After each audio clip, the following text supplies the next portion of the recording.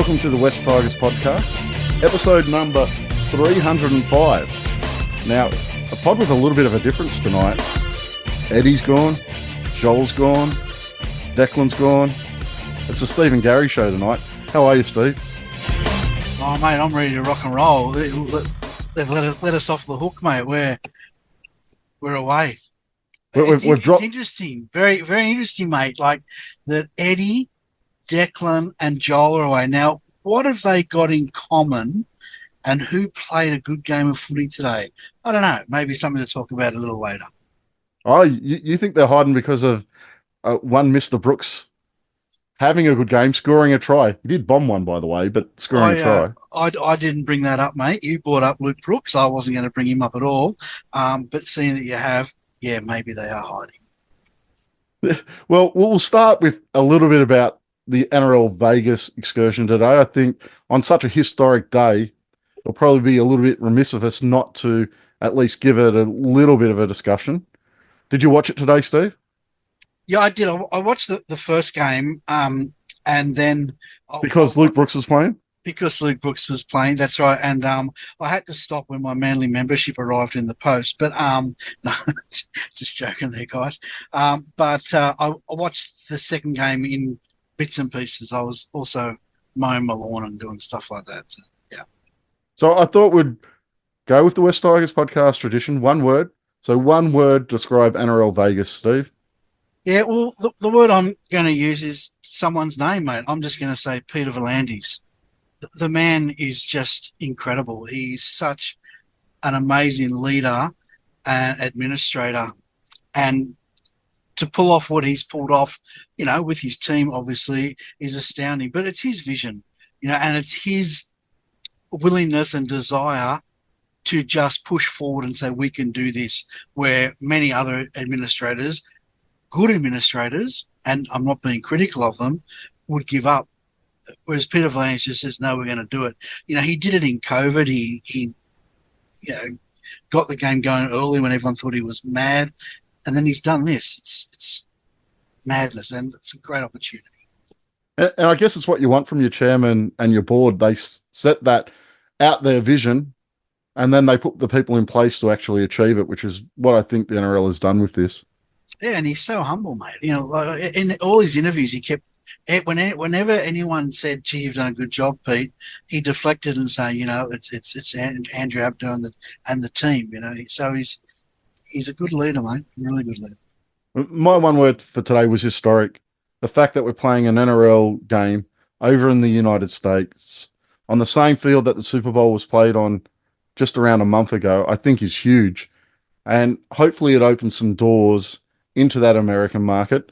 They're mainly looking at gambling, but hopefully it did well with the American public and was broadcast on Fox Sports 1 today too, which I think is a positive moving forward as well. Yeah, I remember you mentioned the gambling not long ago, and that's not my world, mate. So I hadn't sort of thought of it. I thought, well, obviously, yeah, that's it. It makes a lot of sense.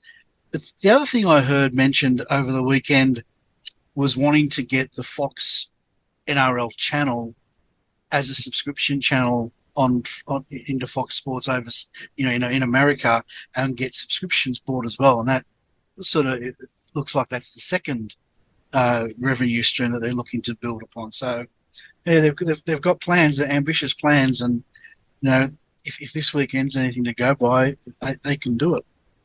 Did you see today's as a success? Yeah, absolutely. I think a week ago we were talking 30,000 at the game. The fact that I don't know what the final figure was, but I know they weren't going to open the top tier, and then they did, and they were talking about 50,000 sold yesterday. So they would have had more walk-ups today. So they've probably had 55,000.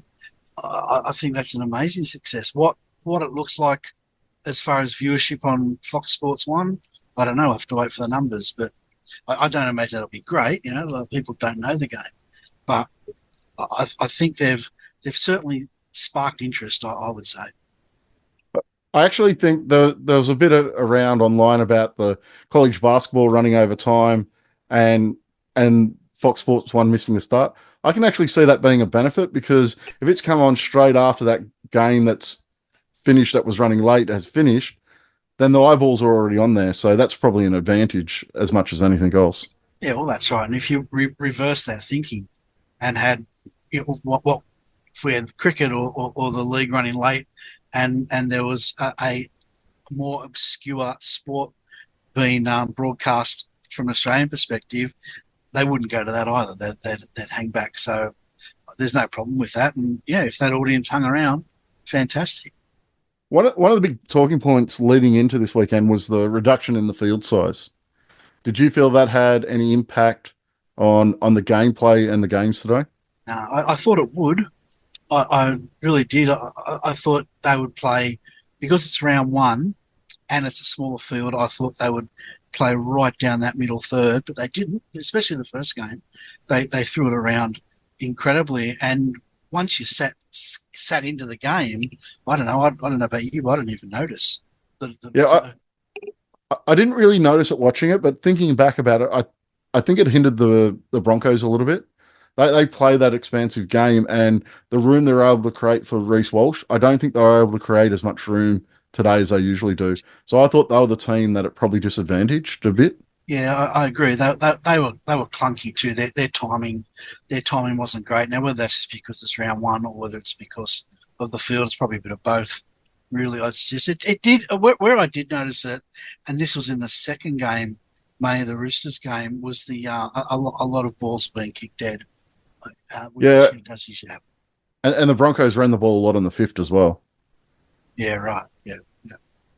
Uh, Now, there were some comments from Eddie in our chat today about the gap between what we saw from the Tigers in the last trial and what we saw for the four teams today. Do you think there's a markable difference between, well, there is a markable difference, but what difference do you see from the way the Tigers played in our last trial compared to what we're looking at today?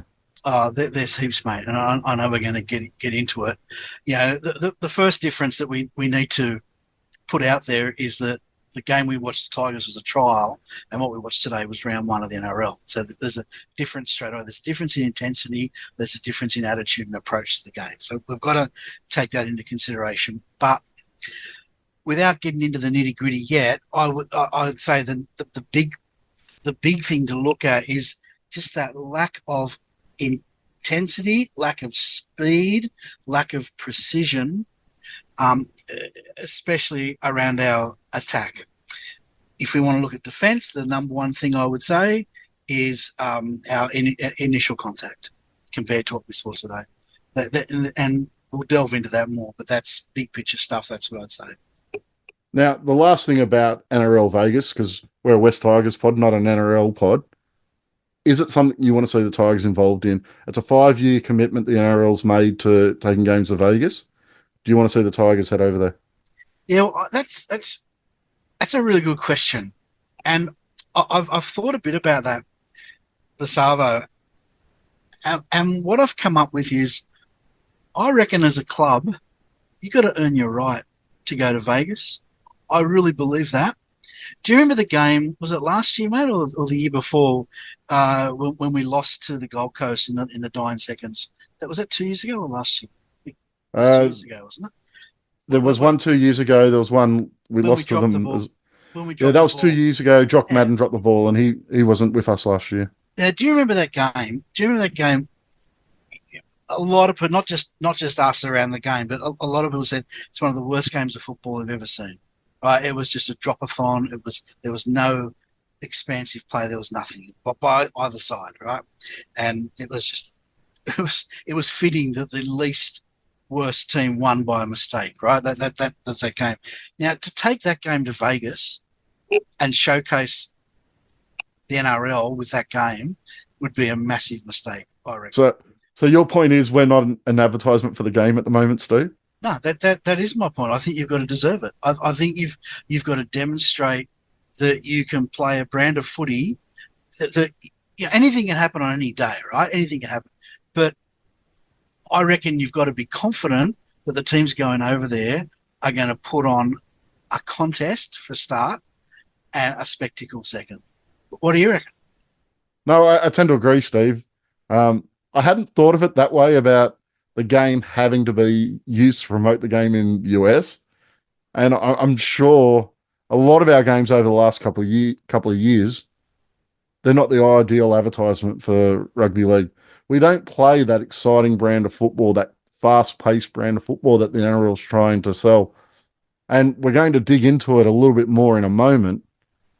But I can't disagree with what you're saying, Steve. I'd love for us to go over there. The excitement I felt this weekend that the NRL started was more than a usual round one. And we're not playing for 2 weeks. That takes a lot of the excitement away from me. But the excitement around it being over in Vegas, the whole of Fox Sports team going over there. I even watched half an episode of NRL 360, and I hate that show. Just to get the kind of feel of it. I'd love our team to be a part of that. Can you believe David Riccio got a Guernsey to go over there and sit on that panel and sprout forth the rubbish that comes out of his fair income? How he got a Guernsey, I'll never know. I did feel very jealous of people like Braith and Astley getting to fly over there on company dime to go and watch the football in Vegas, where all the poor plebs who travelled over from Australia all had to pay their way over. Yeah, well, they didn't get the ultimate prize in Vegas. That went to the CEO of Fox Sports, who got to toss the coin today. Did you see that? So they got this great opportunity to bring a fan out of the crowd, someone who's saved a few dollars every paycheck for the last 12 months to put their family on a plane and go over. But no, they got the CEO of Fox to toss the coin. They missed an opportunity there, I reckon. Well, even some kind of promotion with some US-based fans. I know there was a nines competition on over there. A lot of American rugby league players were in Vegas for the weekend. There could have been some kind of promotion around that as well to really promote the game in the US. Yeah, or even a personality. Like, hasn't Taylor Swift got a boyfriend or something that plays NFL or something like that? You know, get him out there. Get eyeballs on the event. I'm not sure the CEO of Fox Sports would have dragged thousands of people towards their television sets. Now, we've had the excitement of NRL Vegas. All the other teams are excited that their season, and fans of other teams are excited their season starting next weekend. And us poor West Tigers fans, we still have 2 weeks to go. A long 2 weeks it's going to be. I think there's 6 games next weekend left of round one, and then a couple of games before we play in round two. Is this 2 weeks going to be a benefit or a hindrance to us, Steve?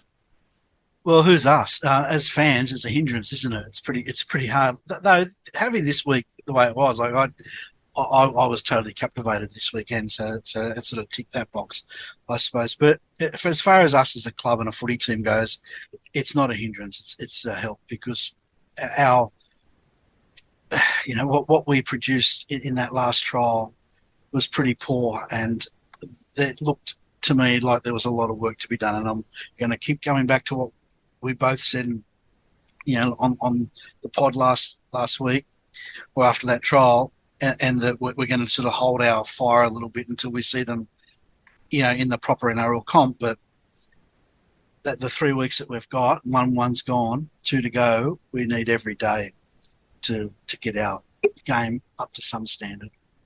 Well, I think that's the main meal of our pod tonight, is what is it that we do have to improve? Our 2 trials, we're okay against the Warriors, I thought, but our trial against St. George was well below par. I think it was the worst performance out of any team in the NRL. At this stage, we're favourites for the wooden spoon, and I believe rightfully favourites. What is it we need to do to turn it around for round one, Steve? Let's have a look at the attack first. Attacking-wise, what changes need to be made in this 2 weeks? Mate, I've got a list here. I could just talk. I could just talk for an hour, I reckon. So I'll just maybe do a couple, then you can say something too. So, what, are you going to turn it into the Steve Stratton show? Just an hour monologue? No, well, I'm not adverse to that, but probably not the most entertaining thing. Look, the first thing I tried to sort of think through this logically, and the first thing is our tight forwards, our meter eaters, right? They've they've got to get up on the ad line, right? They've got to meet Appy at the ad line. They've got to use the fact that Appy takes a couple of steps away from the ruck, right, to their advantage. Meet him at that point with momentum, and then when they hit and they drop, they're then got to get a much faster play the ball. So, which I thought we did really well in that first trial.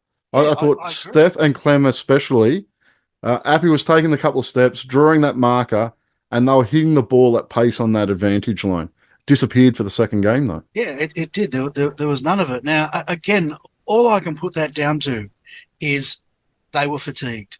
And if the only why were they fatigued? Because they were doing it from the first set, right? Why were they fatigued? Because they've been flogged all week at training because we're not playing until when we're playing. That's all I can put it down to. So my hope is we go back to what we saw for that first 20 minutes, because it was only for that first 20 minutes too. Um, um, that we see that in round one. That was the only time that Appy, Clem, and Steph were all on the field together, though. Yeah, Was in that first 20-minute period. yeah. And I think that's why it kind of disappeared in that Warriors game. But it was really alarming to see it disappear last week. Um, I suppose that the next thing, I've written this down just to keep in the forwards. I'm talking about our second rowers. We need faster ball to them or better ball to them. They've got very little space. They've got no opportunity to attack with any sort of prominence or dominance because the defensive line's up on them. The defense is up on them all the time. And then that comes back to play the ball speed. It comes back to our tight forwards running with some sort of intent to suck in the defense. So we suck in their defensive line to create space out wide. It's about options in attack so that the defenders don't know who is going to be hitting the line. But our second rowers, I thought Papali'i was actually pretty good in that first game, but the second one terrible. And Bateman, well, we haven't seen him. Just presuming Bateman's going to be in the second row. What do you think of that? I'm hoping he'll be in the second row. The issue for me with the second rowers, it does kind of fall in line with the backs because the second rowers play so wide nowadays. They're almost like playing the old inside center role. You just have two of them on each side of the field.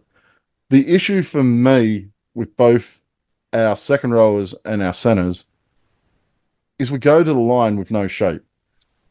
Especially between the 220s, well, until we get into the red zone, we're playing really one-out football. The only ball movement's really between the front rowers themselves. There's no real. You have a look at when I'll use Brisbane because I like their style of attack. You have a look when they run their shape plays. They're quite often running them 40 to 50 meters out, and the good teams are running them 40 to 50 meters out. We're still playing one-out football in that part of the field until we get into the attacking zone. And for me, that's a little bit of an issue as well. Because we're not ready. We're not ready to play that style of attack by the third tackle, fourth tackle, 40, 50 minutes out, because we're still trying to get off our line. Like our starts of our set have been poor.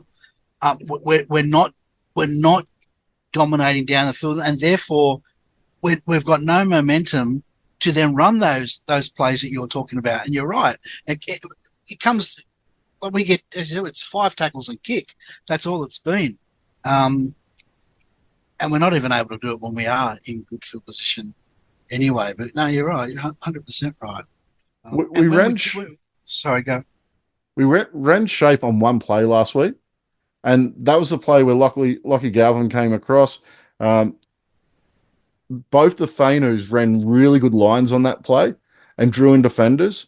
Aiden Caesar played out the back to Lockie Galvin as he came across, and Lockie put Buller through a hole, and Buller in space is really hard to handle. And he went through and he scored that try.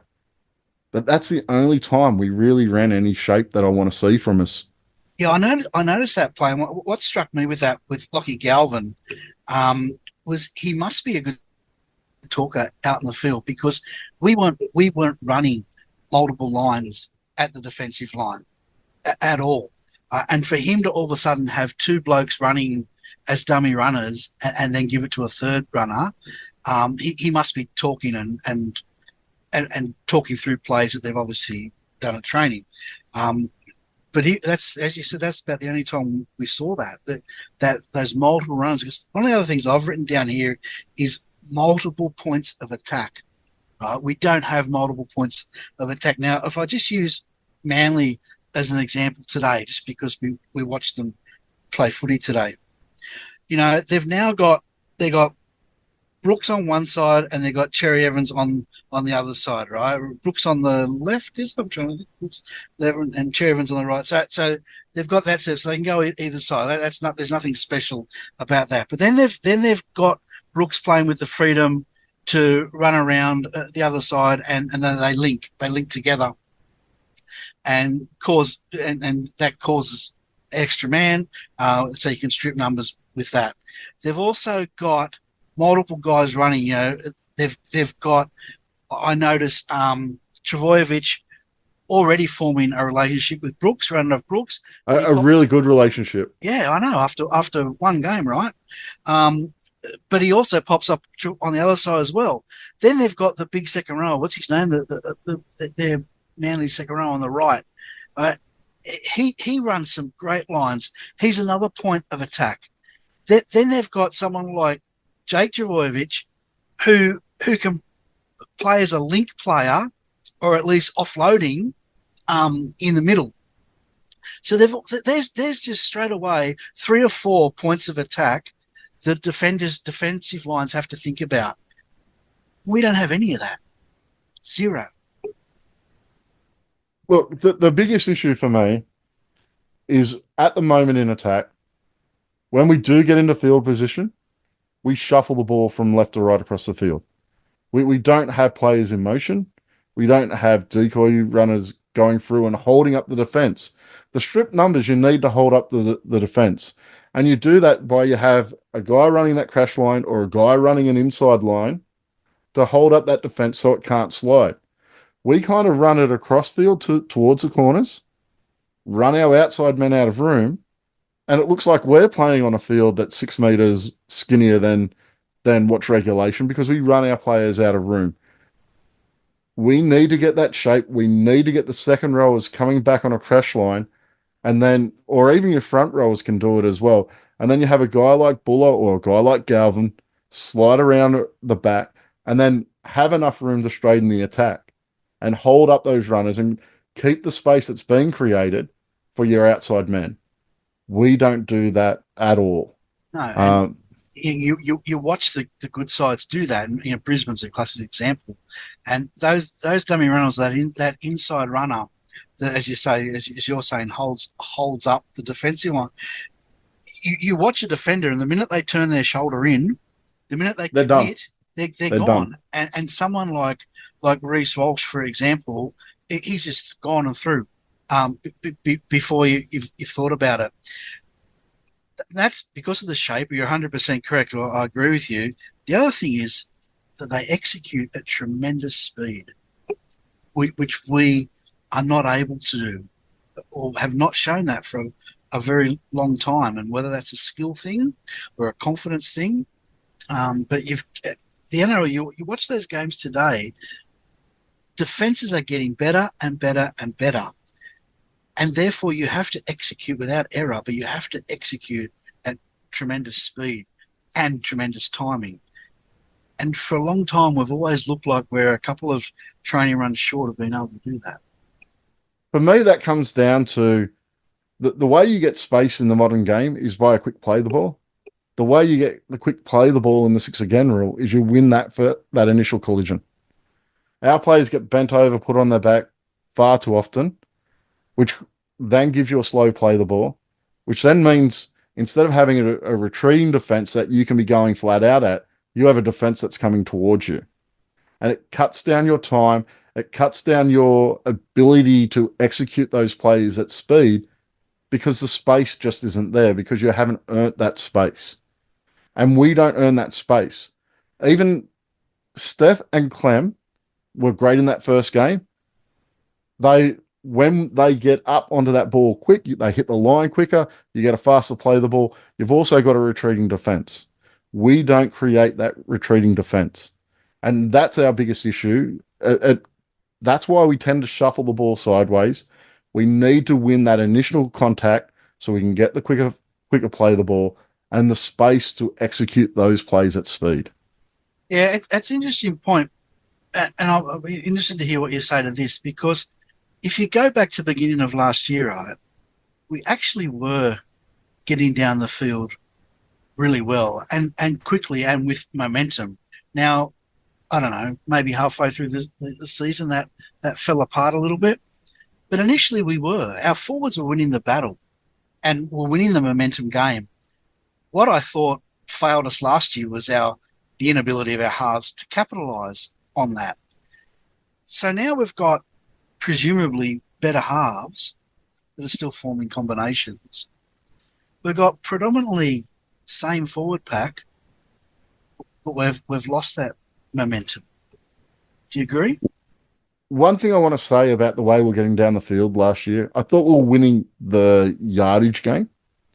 I don't think we're always winning that momentum. I think we still lack the A-type predator, as you call them, Steve, in the middle of the field. A guy that can charge into the line. Nathan Brown was doing it again today, even in his short amount of time. A guy that charges into the line, who damages the defensive line, who takes a couple of guys hitting him hard to bring him down, gets on his stomach and gets a fast play of the ball. We don't have a player that wrecking ball type front row. That allows... Yeah, when you say damage the defensive line, right, you can be talking about two things. One, you can be talking about getting them retreating. That's one thing. But the second way to damage the defensive line that you're damaging front row does is takes more people to tackle. It compresses your defensive line, which gives you space. And so I think what you're saying is we may have got them retreating as we got down the field, but we didn't get them compressed. We didn't actually get them out of shape. Yeah, and you need to break up their defensive structures, and that you do it when retreating, but you also do it when you're drawing guys into the middle because you've got four guys into a tackle because a guy's knocked two over, and then it's taking the third and fourth guy to bring him down. That just creates more holes. It interrupts their defensive structures, and we don't do enough of that. We don't have the players to do that. And even Steph, who I think is the closest we have to a high impact middle, he's a little bit different because he'll bump a guy off, but when he bumps a guy off, his momentum kind of stops at the same time. And it's not that he then pushes through, he then kind of has another couple of guys come in and bring him down, but they almost bring him down in the same spot. Where a lot of those other guys, they bump a guy off and they keep going. And that's not a knock on Steph, it's just the type of footballer he is. But we have a lot of those type of footballers. We have a lot of Clemmers, we have a lot of Steph, we have a lot of Alex Toll. These are guys who don't necessarily put a great fear into the defensive line. They don't put a lot of fear into the defender.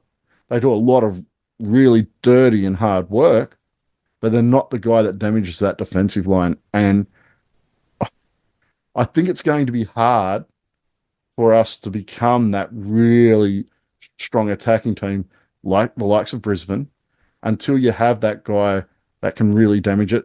And also that number 13 who can also damage a defensive line when he runs the ball, but then can also ball play at the back and create extra space out wide as well.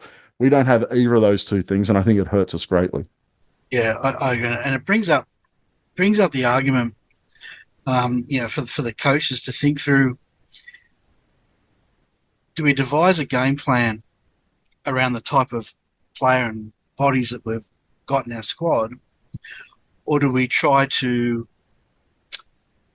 grow the skill set of the players that we've got so that they can play the game plan that we need to play today? You know what I mean? Like, it's interesting. Like, I know we're going to talk about our round two team a bit later on, but I've got both Fainus and Pole in it, because I reckon we need those damaging forwards to do exactly what you just said. I don't think we can go in to a game with Alex Toll and Seafarth, in the same team. I just don't think we can do it, because it is too much of the same, and we haven't seen it consistently with Pole, and we haven't seen enough of the Fainus yet.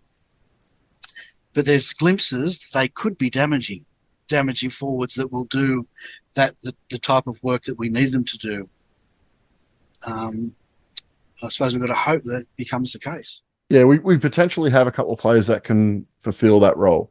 A couple of guys coming through. I agree. I think Sam especially.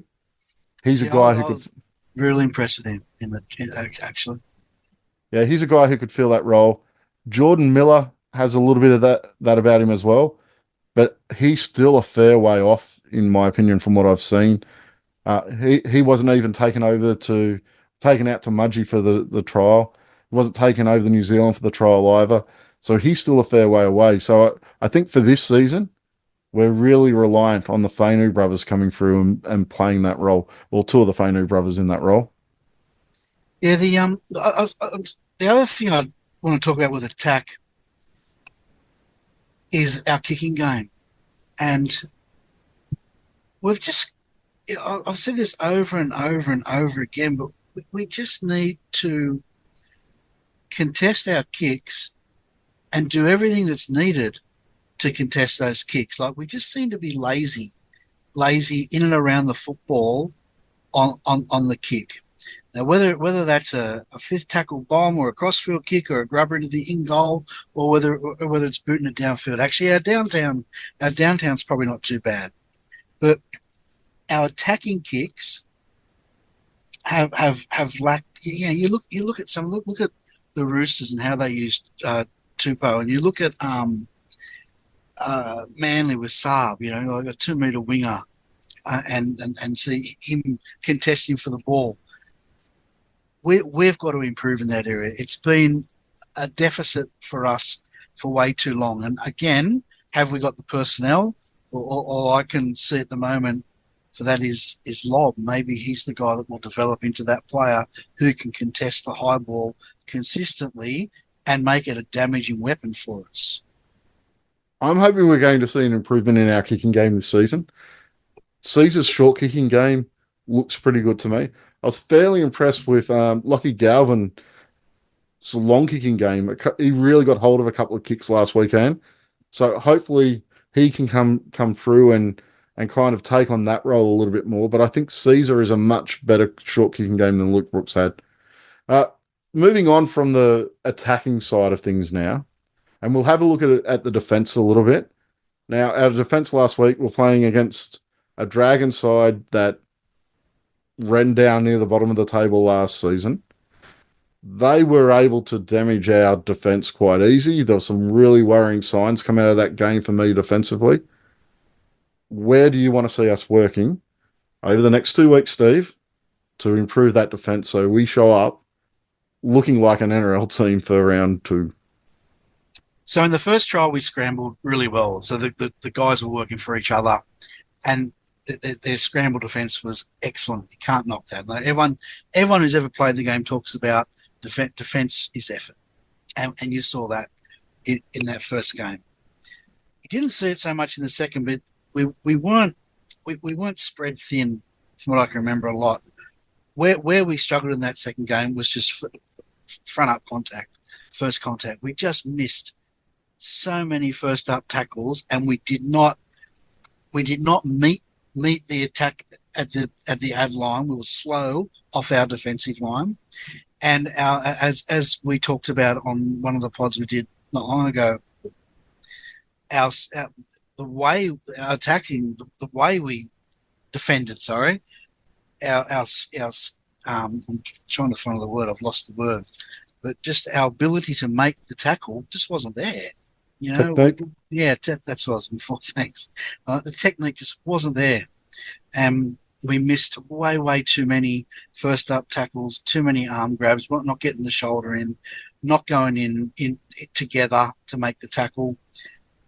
So it is worrying, mate. I agree with you. It's worrying, but I also reckon it's actually a pretty easy fix if people do get their technique right and get off that line quicker. Like I'd rather that than us flying out of the line like we used to do a lot, and just being stripped of numbers so that we're, you know, they go out the back and they've got a 2-man, 3-man overlap. You know, that we used to say it all the time. If that doesn't happen, that's good. If it's just fixing up that first contact, I'd rather be in that. I'd rather be in that position. The key issues for me that came out of the trials, missed tackles. You're right. I think it was over 100 in the 2 games. So I think it was 53 in the first game and over 50 again in the second game. That's just way too many. And we scrambled well in the first game. I thought, which showed good effort areas. The disappointing thing is, we got to the second trial, we missed a lot of tackles again, but I don't think the scrambling was there. I don't think the effort to help your mate out and cover his mistake was there in that game. The key effort area that I thought was missing, on our try line, getting off your line and meeting the attacking player. Waiting for a guy like Moses Sully standing on your try line, you're going to have try scored against you every single week just from a guy hitting the line. And he was running the ball hard. St. George were running the ball hard, but they were running at paper thin defense. They weren't getting hit hard. It's easy to run the ball hard when a guy's not putting his shoulder into you and not really hitting you. And I thought that was lacking in last week's game. Yeah, 100%. That's what I meant before. Like, it wasn't as if we were getting, you know, pushed to one side, pushed to the other side, and our defensive line was all over the shop.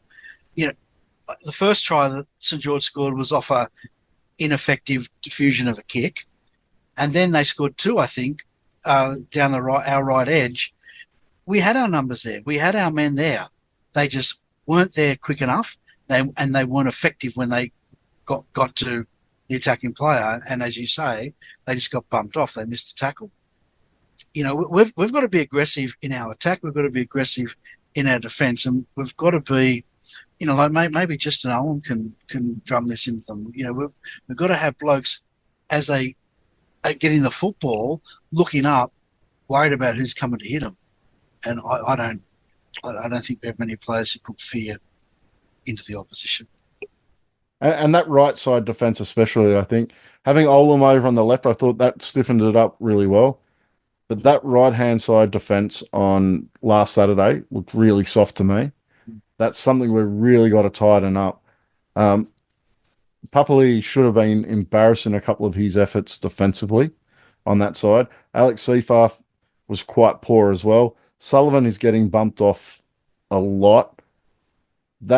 And Toa, who was also out on that right side, was given a little bit of a bath. So that right-hand side defense is a real worry for me. And I think we need to defend better as a unit. Now, the structures that you implement don't really matter as long as everyone is on the same page and everyone is working as a team. Now, our defense for years hasn't looked like they communicate well together. It hasn't looked like they react as a team together. You quite often see a center run in or a winger run in inside his center. Now that winger's gone, but guys who get themselves out of position for the structure you're trying to do cause problems in your defensive line, and we've been doing that for far too long. I think most of our problems the last 2 weeks have been missed tackles and not getting up off the line. I do agree they're things that you can fix, and it's much better than a guy rushing up inside his center when he's on the wing. But we do need to improve them, and we need to improve them quickly. Yeah, I think the only try, and you know, tell me if I'm wrong, but the only try I remember from the trials where we did that was Kapoa when he rushed past the defender. The other examples of it were just ineffectual diffusing and missing tackles. That's what I remember off the top of my head. So I think we might be in a better place defensively than we perhaps think. Well, I'm at least hoping that, but some of that technique work really, I hope they've been flogged big time defensively. And Papali'i, I don't get it. I don't know where Papali'i is. I really do question whether the guy wants to be at the club. There was all that rumour about him before he came, wanting to cancel the contract, that sort of thing. And I put most of that down just to nervousness on our part, hoping that he'd come. But geez, he hasn't shown it. He doesn't look to me like a bloke who's loving being out there on that football field. Well, I guess we're going to see in the next couple of months, see what he shows up with. I'm not as hard on him as a lot of other people are. I thought we gave him pretty poor ball last season. But I wasn't impressed, especially defensively last weekend. And if he can't get that right, then he's going to be a liability. And to his credit, he was good in the first trial. He was very good. He was good, so I got to give him credit for that. Well, let's move on to what we think may be the round 2 teams. Now, I'm going to give you a little bit of leeway here, Steve. I want you to name your team, but if there's any positions you kind of think Benji Marshall may go a different way, I want to hear your opinion on those as well. So, and I want to talk about those a little bit because I know when I look through the team that I've come up with, that there's a few guys who I've put in there that I don't think Benji Marshall will put in there come round 2.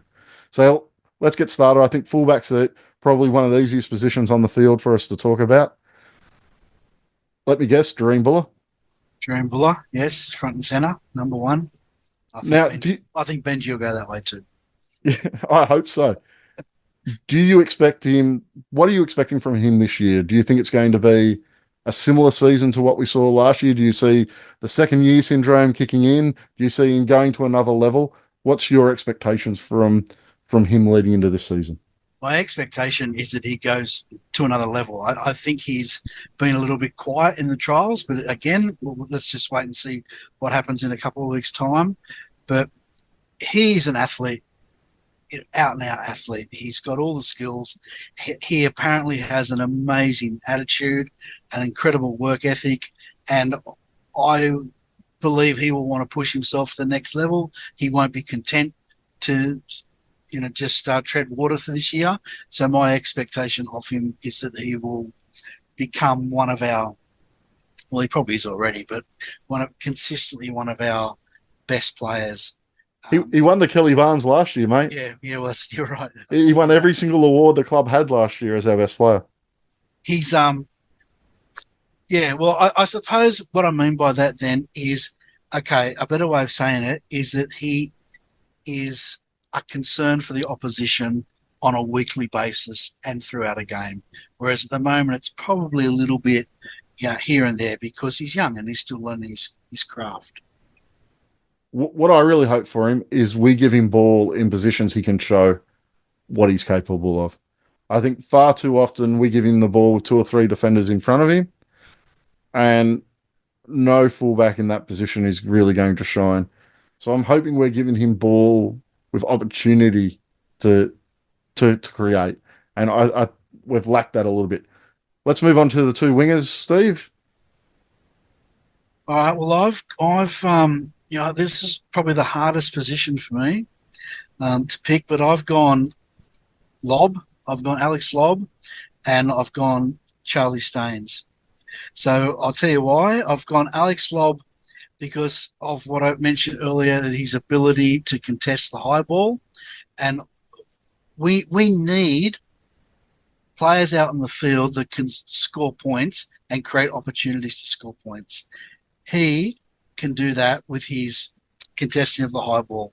So I haven't seen a lot of him. It's a risk. It's a risk putting him in the first team, but that's why I'm going with him. Charlie Staines, I was a little bit disappointed with his form in the trials, but as you mentioned, he's came back from injury. I thought he brought the ball back poorly, which worried me. But his pace and ability to beat a man is why I've put him in the team, and I'm going to try to overcome starting of sets with people I've picked in the centres. Putting you and I on a pod together, Steve, it's not that interesting because we agree a lot on football. Well, it's not for And me. well, I also have uh, Staines and Lobb as my wingers for the exact same reasons you do. Um, I think Lobb provides a point of difference in our side. That height, it's been a long time since we've had a genuine target for crossfield bombs, and he provides that. And you're exactly right. He hasn't got a lot of experience. We haven't seen a lot of him, so it is a risk. But that's where I'd be going. Do you think Benji Marshall would be going the same direction? Well, if he's true to what he said about the trials and preseason counting for a lot, then I think Lobb's got to be in the mix. I'd be more worried about Staines. But if you don't put them in, you got to go back to who? You got to go back to Tupu, who has played terrible football. I Oh, think in the first. I think we'll see Tupu picked round one, round Yeah. two. Okay. Yeah. Like I'd be going Lob. I agree with you fully, but I think Marshall will stick with Tupu and give Lob a little bit more time. Um, that have I have that exact same reason for a couple of positions further on as well. But I agree with you. For me, it's Staines and Lob. See, that to me is a conservative pick, and Benji Marshall doesn't strike me as a conservative coach, but we don't know yet, do we? So I think that will say a little bit about Benji's approach to coaching too. It might also show whether there's any pressure starting to build. I know it's really early. He hasn't even coached an NRL game yet, but they were very poor in that trial, and whether he's going to lean on what's safe or whether he's going to experiment will be very interesting to see with that round two side. Centers, Steve. Well, I've gone Naden and Olam. I don't know where Naden's at injury wise, but if he's fit, Naden and Olam, they're the obvious choice. They're the most If experienced both of them centers. are fit, If both of them, well, that's right. I think Olam's all right, isn't he? But also they're both strong, and big bodies, and will start our sets well. I think like they bring more to that. They bring more to the game than just that. But we really need better starts to our sets, and those two will need to get back and help the wingers start their sets if they're picked. Now, as far as Benji goes, I would not be surprised if Lockie Galvin gets a start in the centres from Benji. it is where he came on first on in that trial on the weekend. I'd be a little bit shocked by that. I I would pick. I'm like you again, Steve. I'd pick. We may end up with the exact same Steve, exact same side, Steve, which would be a very, very boring pod. Um, but I agree. I'd be going with Olam and Naden as well. I think Olam, his defense alone, he actually does put fear into the opposition. It's been a long time since we've had a player who hits like that.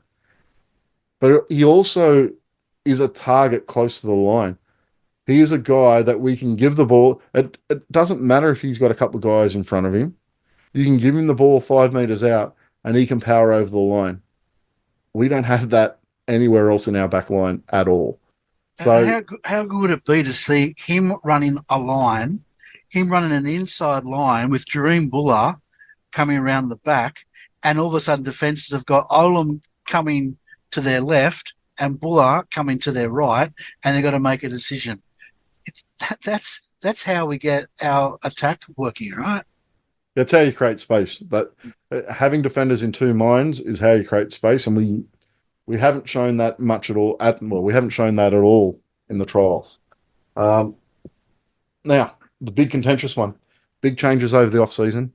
We shipped every half who played last year, apart from Adam Dewey, who was out for half the season at least. We shipped every half who played in the halves last year out of the club.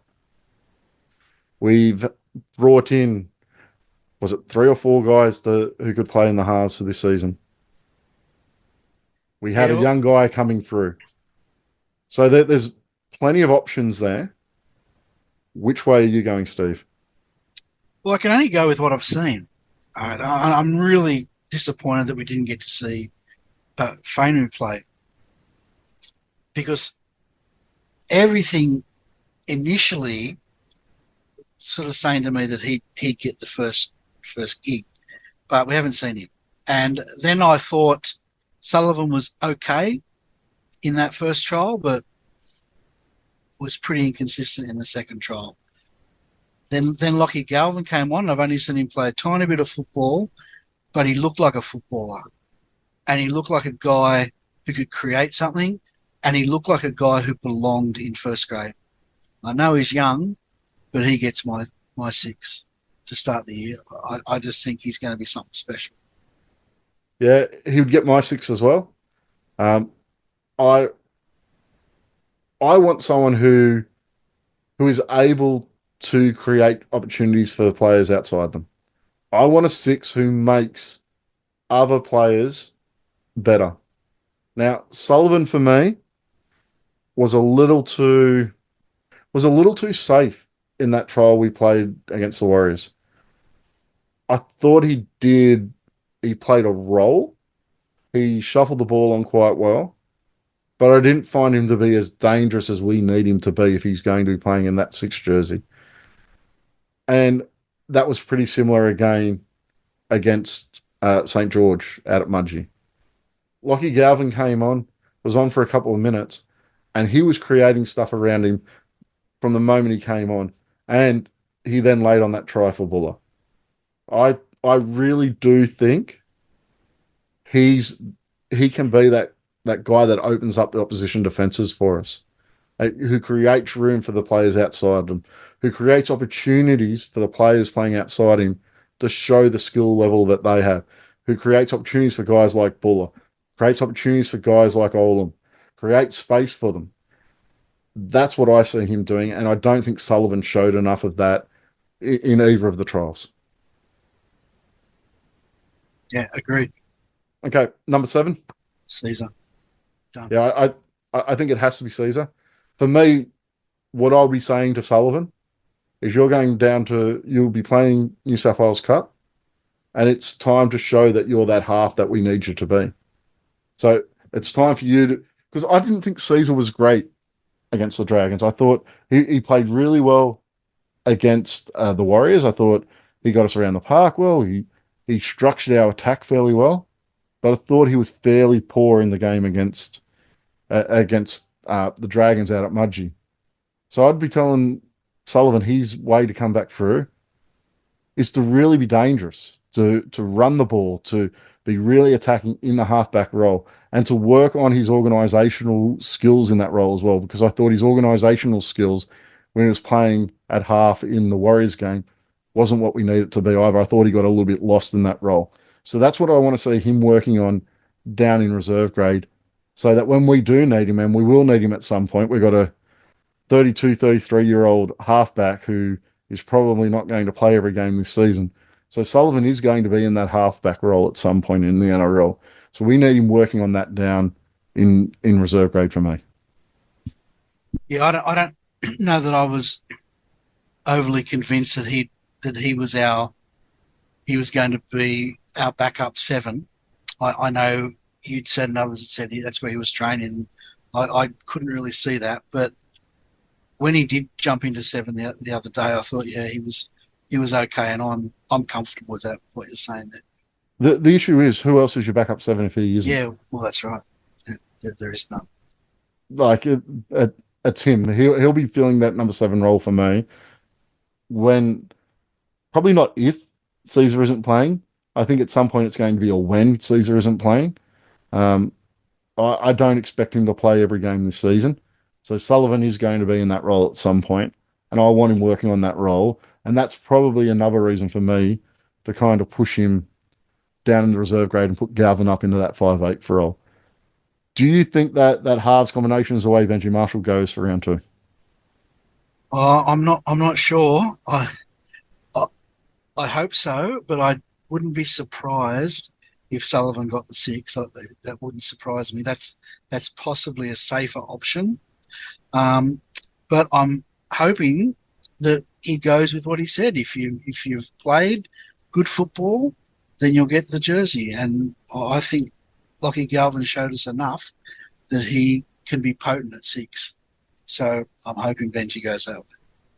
Yeah, I'm hoping he does as well. I do expect to see Sullivan in the 6 jersey come that first Tuesday side named for round 2, which I will be a little bit disappointed in because I know Galvin's a young guy and there's a lot of talk around about giving him a little bit more time. And there are arguments to be made that you're putting him into a side that's fairly busted and is going to have a difficult season. So but I want the best. I want the best side on the field. If he's not chosen at 6, is he in the 17? Where do you play him off the bench? Yeah, well, the way I've got my bench structured, there's no spot for him. Yeah, well, it's not like you can bring him in and he can take the hooker role. He could possibly fill in a few minutes there, but for me, Appy at this point of his career, and we'll talk about him a little bit in a moment, I don't want him playing 80 minutes a game. So we need someone who can take on that hooker role at some point during the game. And yes, Galvin can play out in the centres. If you thought he was at the point where he could play a little bit of lock, then maybe he can take that number 14 spot on the bench. But I don't think he's at that point yet where I'd be comfortable playing him at lock. Perhaps. Okay. Perhaps later in the season, perhaps, but more likely next season and beyond. Okay, so we'll move on to the forwards. Your front row, Steve, who go through the 3 of them because we are taking. I knew you would talk a lot and fill up this whole, you'll turn it into an hour and a half pod, Steve. I'm just nodding my head, mate. That's all I'm doing. The 3 of them, well, no surprise here, Stefano, Appy, and Clemmer. So I don't think we need to talk much about them, really. Like, they pick themselves. They're the best. But I want to see that combination we saw from them in that first trial. That's how I want to see them playing. Appy was really poor. I thought last week I thought that was probably one of the worst games he's played for us. I'm glad it was a trial. But I want to see him getting Clem and Steph onto the ball early because they have a little bit more impact when they're hitting that ball at pace and maybe they can be that little bit more damaging running off Appy. Yeah, the more I think about it, like as we go through player after player, I'm more and more confident that they'd been flogged all week because I don't know if you heard that interview Appy gave straight after the game, but he was totally apathetic about it. He just went, yeah, intensity wasn't there, but that's okay. It will be. And that was the end of it, And that's not like Appy. He's a little bit. He doesn't like losing. In that regard. No, he doesn't. And he couldn't care. He couldn't give 2 rips in that interview. It was obvious. So the more I think about it, the more we talk about it, the more I think there was something going on before that game. Okay, second row, Steve. Look, with absolutely no confidence at all, but because we've got no other options, I've got Papali'i and Bateman. And in my opinion, yeah, I agree with you that they both had difficulty last year because of what was going on inside them, right, in the halves. But they both need to lift their game. They both need to be the players of experience for us that they are. I don't know how many games they've got between them, but they're both world-class footballers and they need to show it. I thought Bateman had a really strong first half of the year and he really died away in the second half. So I'm hoping pretty much around the time we moved him from the second row to lock, I thought his season started to fall away from that point on.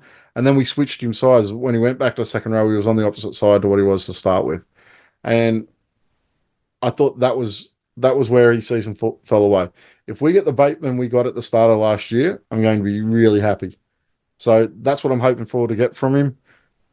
I agree with you. I'm sure Benji's going to agree with you, Steve. It's Paps and Bateman just about, unless Bateman's not back yet.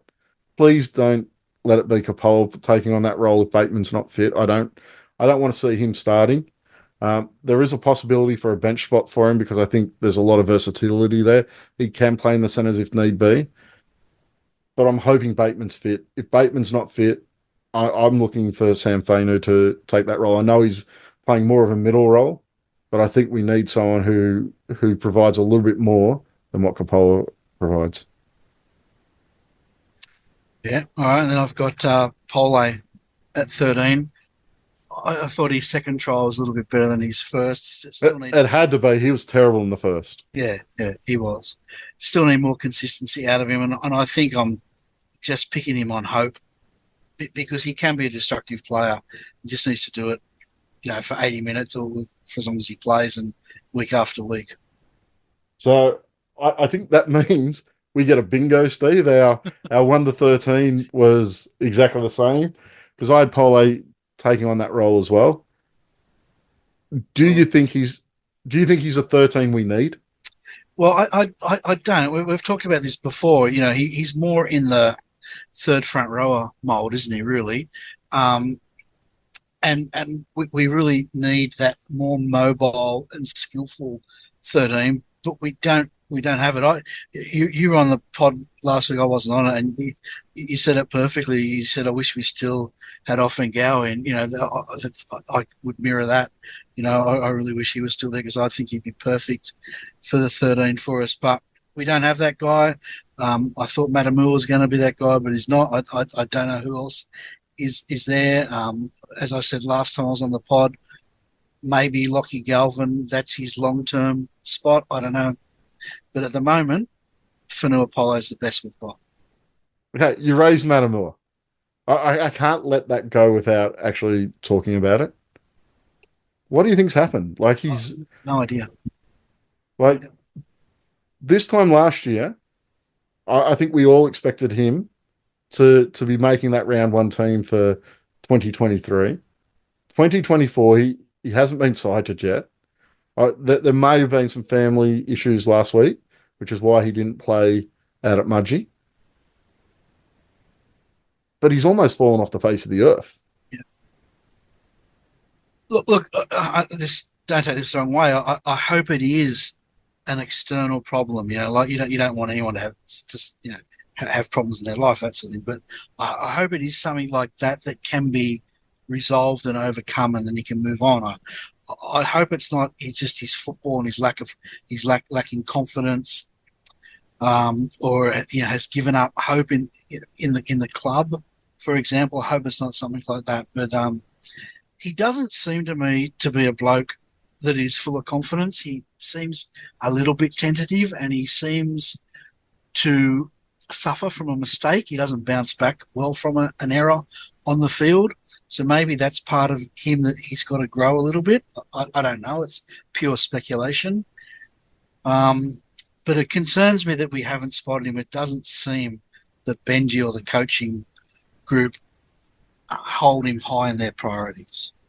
Because he had that poor trial last year, and I thought rightly wasn't picked in that round one game. But I was really surprised at no point through the season did he kind of bounce back, or did he really ever come into consideration again throughout the rest of the season? That to me was the surprising part. He is the type of lock we do need. He does have ball skills. He is a guy who can damage the line, but can also play out the back. We kind of need him to come on. We need him to be pushing for a spot in that 13 jumper, because he's the type of player we're really lacking in that role. Yeah, he does have those skills, but from what I've seen, he just doesn't seem to be able to execute under pressure. And whether that's pressure from the defence or whether that's pressure from within his own mind, I don't know. But I haven't seen that I've seen him fall apart, and he's got to overcome that if he's going to make it. Okay, your bench, Steve. Go through them all.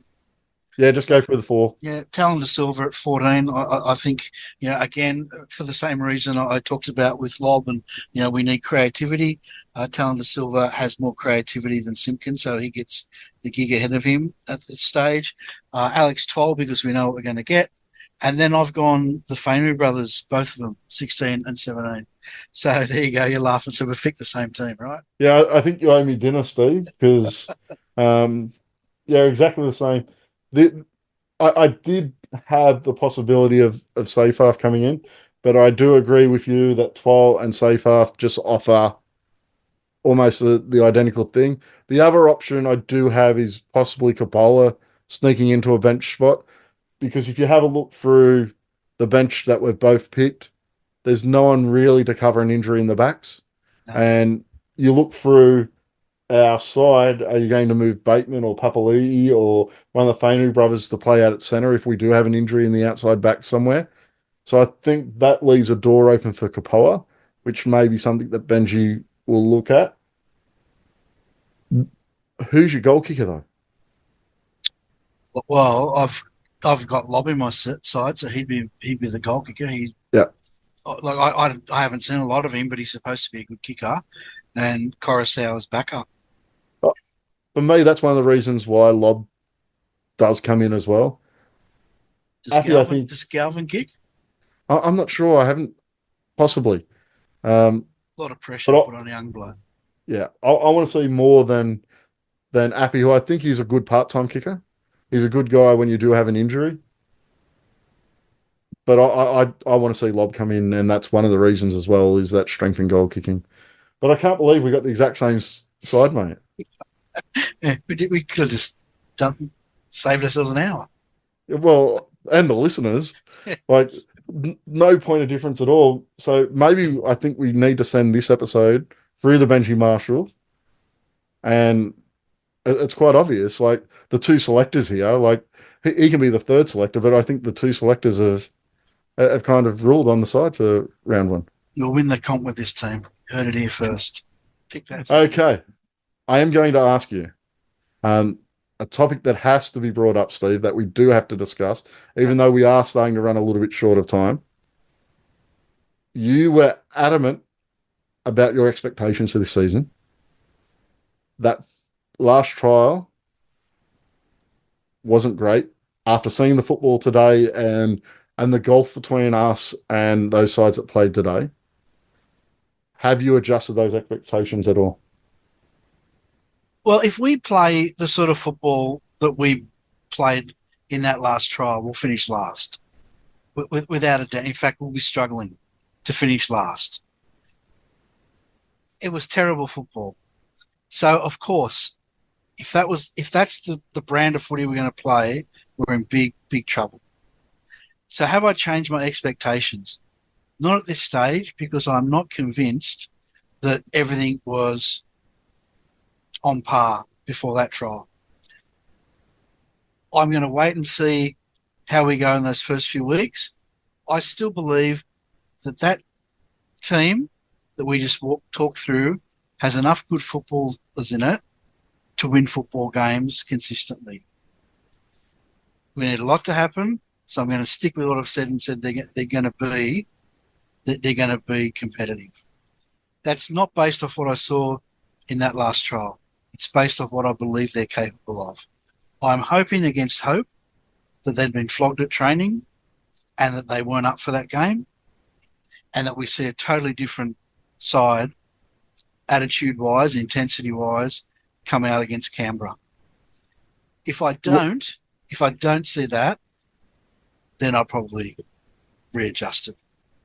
We're at that point of year where all the experts, the so-called experts, or all your favorite people, Steve, all those journalists, the 360 journalists and the Daily Telegraph and the Sydney Morning Herald people, all your favorite people in the world, they're going to be coming out and putting out their predicted top 8 and their predicted finishing positions of most clubs.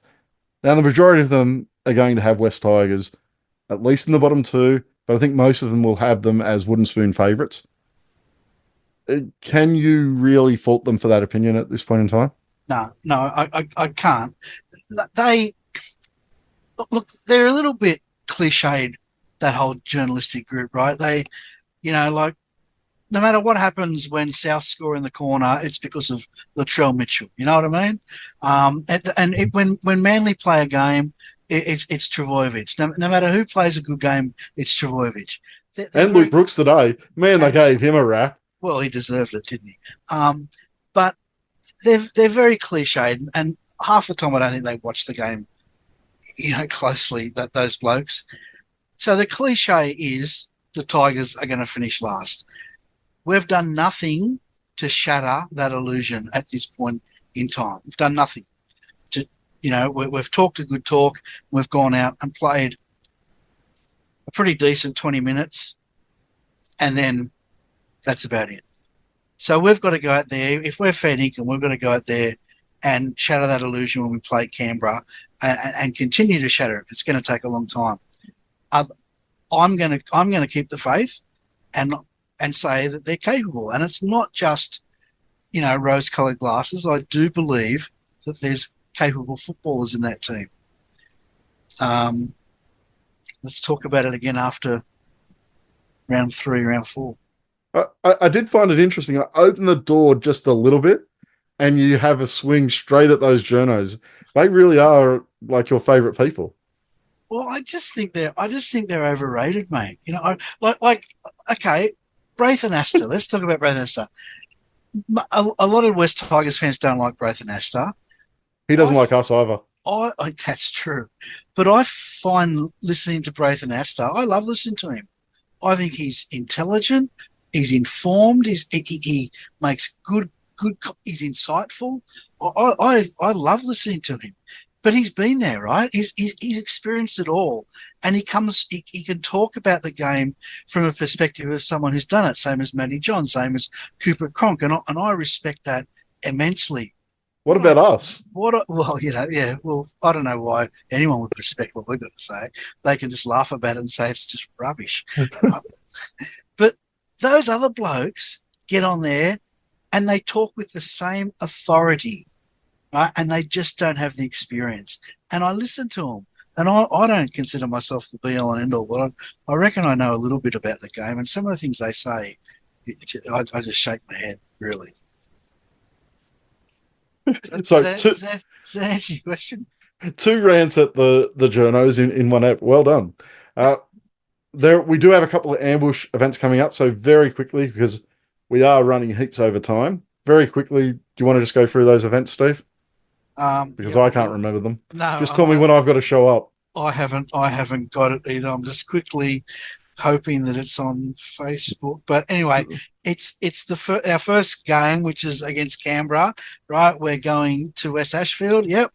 We're going to West Ashfield. And all the info are on the socials. We're having an event a couple of hours before kickoff. We'll definitely have the podcast guys there to have a chat. We've got some giveaways. We've got some good giveaways that West Ashfield have donated for us. We are still trying to get in contact, sit down with the club, and to try to have a relationship with them, with the ambush moving forward this year. We believe that's a distinct possibility, but we just haven't been able to nail down the time yet to do that. So we may have a guest, we may not, but whether we do or not doesn't really matter. I think it'll be a great time for us all to get together, celebrate all the fantastic changes that happen in the off season, and we can all hold hands and pray before we run out in the field against Canberra. And for anyone interested in those events, Kelly over the weekend has updated 3 or 4 events we've got coming up. I can't remember when they are. Kelly usually just tells me when to show up. So she's updated those and put them up on the Ambush Facebook page. So if you're interested in those events, have a look. That includes the Bathurst trip. There's information up there about that as well. There's still tickets available for that. So if you want to join us out in Bathurst for what's going to be a really fun day, we may even try and record a pod on the way home and get everyone on the bus involved in a pod. Go for the largest pod we've ever done and have about 50 people on a podcast on the way back from Bathurst. So make sure you join in that. Check out the West Tigers podcast forum. Lots of good conversation going on there. I do have to say, thanks for joining me tonight, Steve. Pleasure, mate. Thank you. For giving up about an hour and a half of your time to chat to me on a Sunday night. I really appreciate it. I have to say a very big apology to Eddie Otto. He's been in the waiting room waiting to come on to this podcast all night, but we've run out of time for poor Eddie, so we'll bump him to next week and he can be on next week. But sorry, Eddie, we did want to get you on, but yeah, Steve spoke too much and we ran out of time. Just remind me before we go, when did Manly play? Did Manly play today? They did. Well, you're the season ticket holder, Steve. You'd know. How did Luke Brooks go? How did he go at 6? He played pretty well, didn't he? Not a bad first grade football, that fella. Did you see the try he bombed? Well, I don't know whether no one. And the pass over the sideline. Did you see that one? I saw a couple of errors, but I saw. Yeah, did you see the screaming tackle, ankles tackle around the legs on the try line that he saved yet another try? That's the sort of thing he used to do every week for us, which no one ever sees. You see it.